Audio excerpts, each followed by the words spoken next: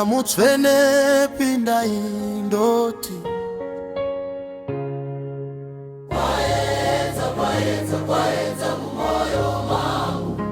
cheza chenyu chiwenekere moyo yedu kunze kwaedza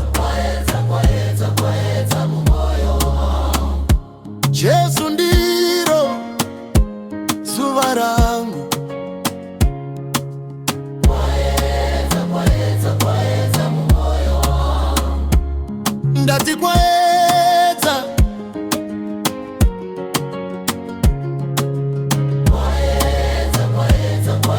mumoyo mangu. ona kwaedza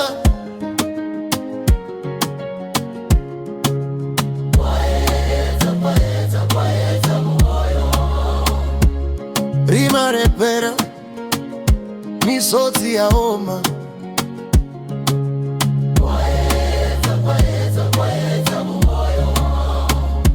tariro yamuka kutambudzika kwapera Kwaedza mumoyo mangu. ndakanga ndakarasika murima reupenyu Kwaedza mumoyo mangu. asi zvino ndawana chireza chaMwari. Zuva rekurama ravheneka.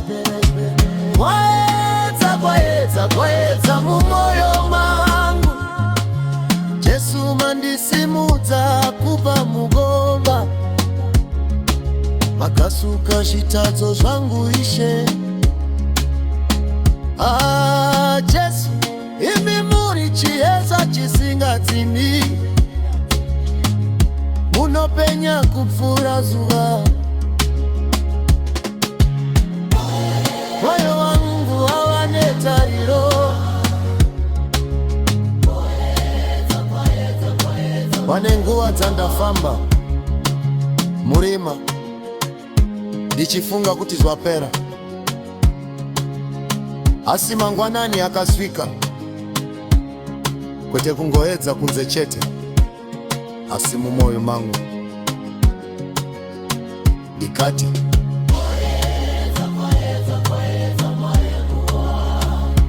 Jesu akabuda sezuva, pakabvisa rima rose.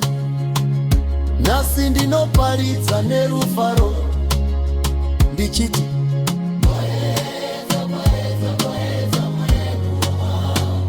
kwaedza, uye hakuchadzokeri rima zvakare. Ameni.